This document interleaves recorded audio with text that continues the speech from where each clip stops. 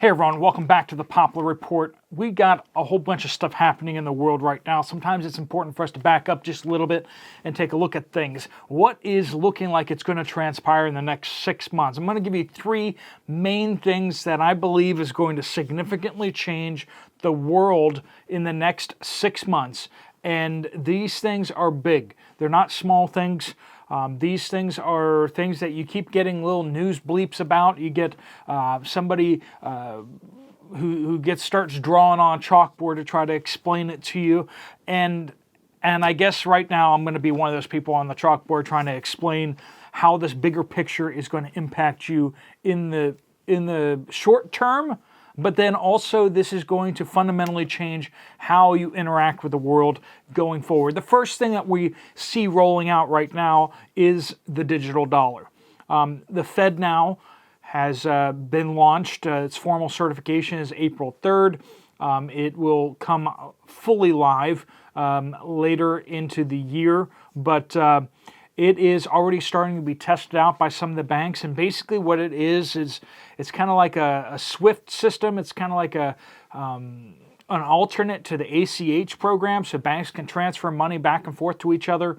And the idea is that you and everyone else will get onto the system and start transferring money back and forth through the Federal Reserve. So the consolidation of banks. We lost several banks in the last few weeks. They keep getting bought up by bigger banks, and the consolidation of banks is moving forward to the point where some experts are predicting that we're going to be down to 6 banks in the not too distant future, which is going to make it a whole lot easier for the Federal Reserve to really control everyone's finances. That everyone's going to have to do business through these banks, and through these banks, the Federal Reserve will be able to monitor, control, and fiddle with the economy. The FedNow system is really kind of like the infrastructure for the central bank digital currency. They haven't been able to launch that up till now because they need some sort of way that they can track who gets what and everything like that. This infrastructure that's being rolled out right now is basically the way that they would be able to do a central bank digital currency. Back during the cough revolution, right? They bemoaned the problem that they couldn't just reach into everybody's bank account and just dump some money in. And like all things, they talk about wanting to reach into everybody's bank and dump some money into it. But of course, if you go to places like California, you're hearing things that would make you wonder if they were in charge, they would start pulling money out of certain people's, certain skin colors, bank accounts, and putting them in other people's bank accounts because they're more deserving, because they're oppressed and therefore they should get financial rewards. And if we're raining money out of heaven, we should give it to the right kind of people who deserve it. People because, for the past several thousand years, they've been slightly more oppressed than this group over here. With this digital dollar, this central bank digital currency, which looks like they're just waiting for a crisis to come so that they can unroll this. But they're unrolling the infrastructure right now. Once they have that in place, then it's just a matter of them dropping the digital dollar whenever they feel like it. All they have to do is just reach into everybody's bank account and drop a little bit of digital dollar in their account as a stimulus payment. Everyone's been hankering for some more stimulus out there, right? If they have a crisis, and then they can just start dropping these funny dollars into everybody's account, or open up an account for everybody and drop some money in there. And then people will be forced to kind of use that funny money. And of course, dependency results in lack of privacy. It results in a lack of freedom. You may be told what you're allowed to spend these digital dollars on. And then, of course, very quickly, all of your dollars are going to turn into digital dollars, which they'll tell you what you can and can't spend on. What happens when you have a whole bunch of money in your account, but they tell you that you've already spent your allocated carbon credits for the year? Is this crazy talk? Notice how everything you're purchasing now suddenly has a carbon credit score on it? Have you noticed that? You bought an airline ticket recently? You bought a bus ticket? And you see that little carbon score next to it?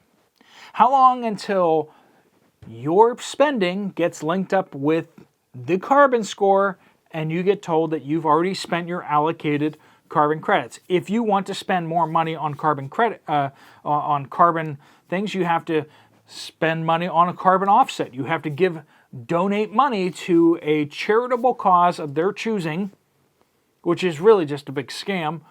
But you're going to be forced to pay a tax to spend more than your carbon allocation. They've already said that they are going to unroll emergency executive orders regarding the environmental crisis. How are they going to stop all the carbon from going into the air? That's exactly how they're going to do it. They need to control the money source so they can punish you for using too much carbon.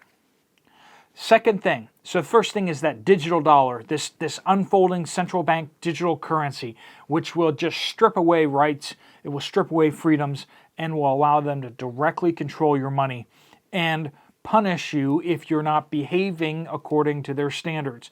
Now, of course, you'll get a waiver if you're doing things that they want you to be doing, right? If you're going for the right party at the same time as you're campaigning, of course you can fly all over the place. If you're talking about good stuff and you're a band or something like that, of course you can kind of do that as long as you're bowing at the right altar. Second thing, the repricing of everything. We are going to see a dramatic repricing, folks. You can't just dump trillions of dollars onto the market at the same time that central banks and foreign countries are dumping billions and billions and billions of dollars. We used to be able to sell all of our U.S. treasuries over to China. They're not buying them anymore. In fact, they've been dumping them. Other countries have stopped buying now as well. They realize that maybe they don't want to anger the United States, but they have realized that these are terrible investments. And so they've stopped buying treasury bonds.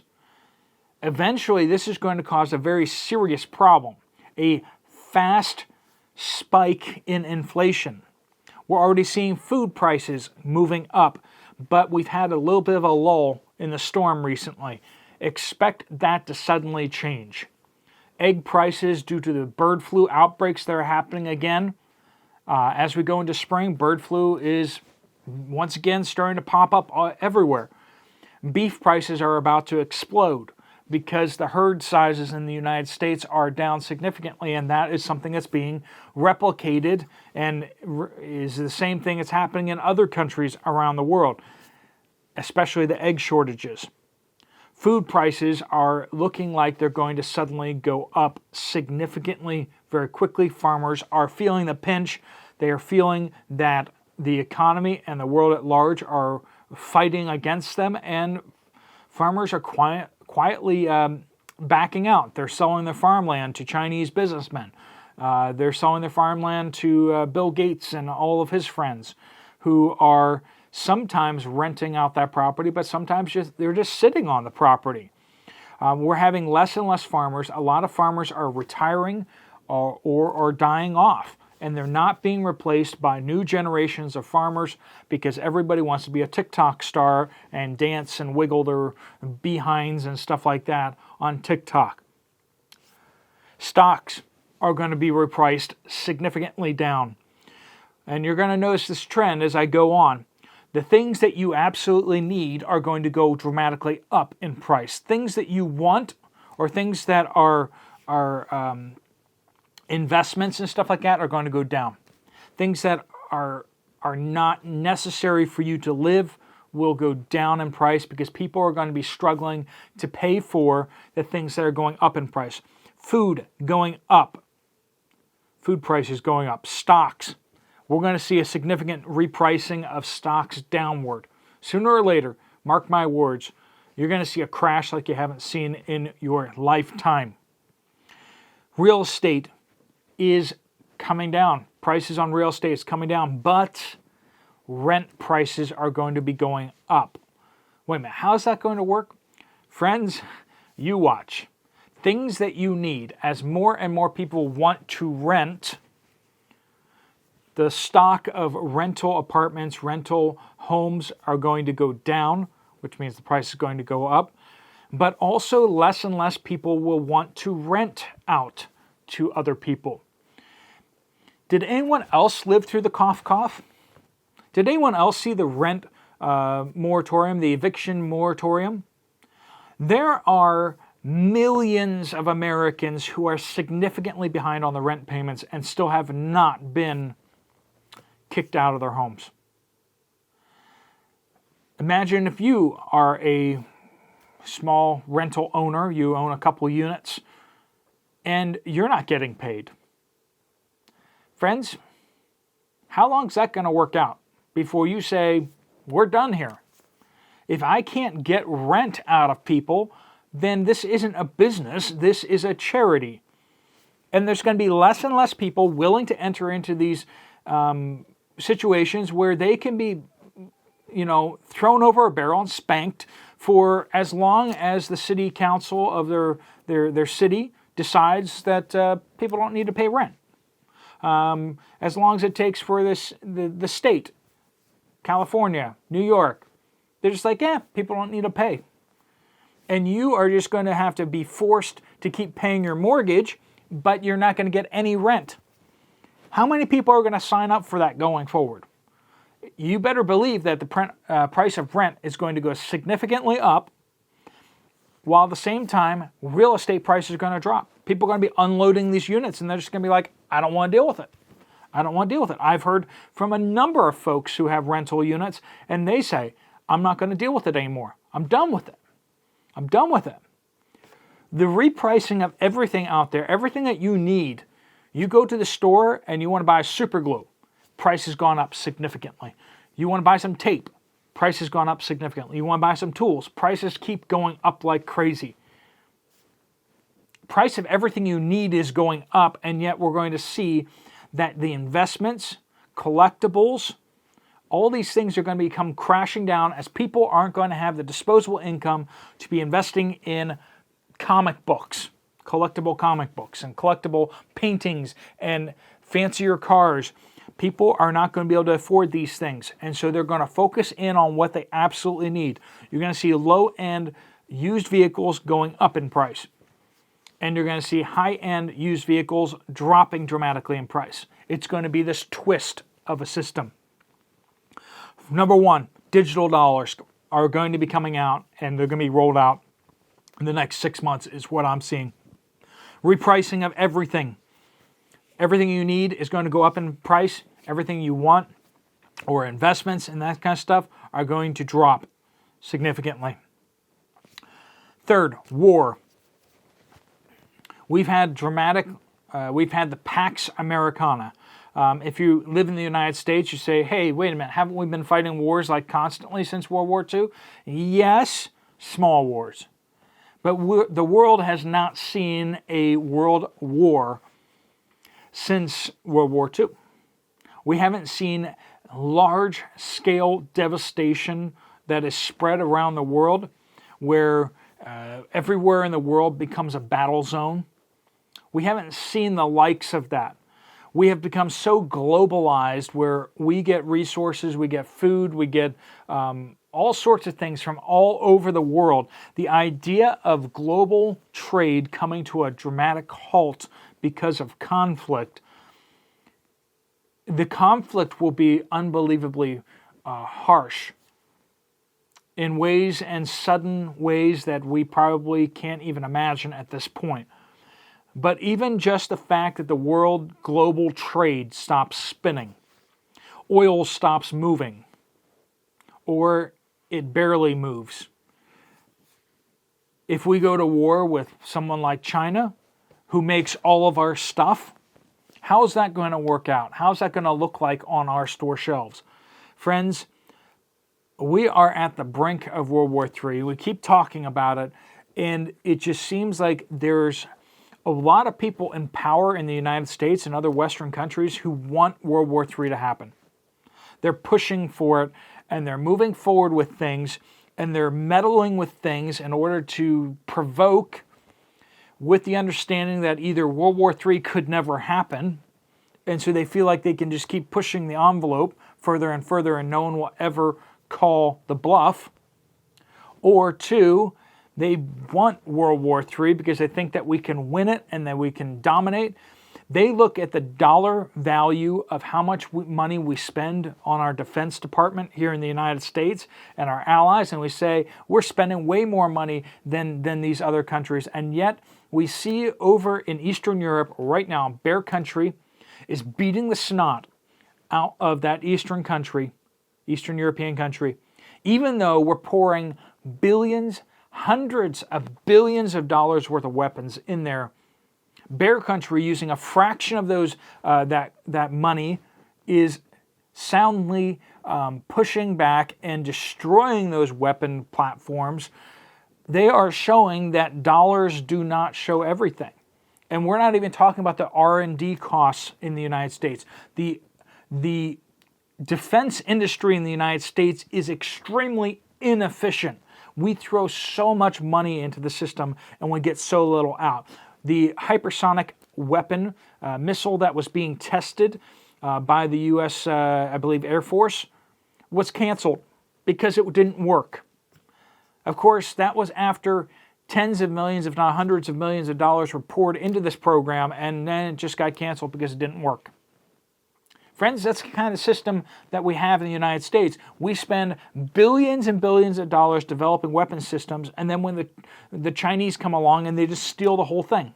They steal all the plans, and then they create their own carbon copy for a fraction of the cost. That's where we are today, and war will not go well for the United States. We think that we are invincible, and we absolutely are not. In a day and age where missiles can be launched from one side of the planet and land within a matter of minutes on the other side of the planet, they can be fired offshore, they can be fired for submarines. These things, a world of hurt can come our way very, very quickly, and people haven't wrapped their minds around it. They haven't wrapped their minds around the fact that people from outside the country can flip the switch and knock out our entire power grid. They can turn off the internet, and all of the young people who are on TikTok will scream out in anguish. They won't turn that off because that's already a potent super weapon that's been deployed against our youth, making them incapable of military service. But that's a whole nother story that we're talking about in another day. But war looks like it's coming. Bear Country has exhibited a reluctance, but yet a willingness to go to war. Dragon Country, China, has said that they want to continue on in proxy war because they think they're winning. But if they get backed into a corner, they are willing to lash out and do what is necessary to seize Taiwan, to protect what they believe their assets are in the South China Sea. And what is their expansion goals beyond that? Financial and, of course, empire building out to the ends of the earth. War is coming, friends, and I believe that in the next 6 months we're going to see things go completely south.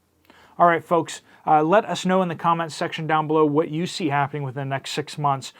Do you see these things happening? Digital dollars rolling out, repricing of everything, a stock market crash and prices spiraling upwards food-wise, and war? Or do you see other things? What is on your mind? Let us know down in the comment section down below. If you found this video to be useful or helpful, you might want to check out this other video from me right here. I'll see you over there, or I'll see you later. Steve Poplar of the Poplar Report, out.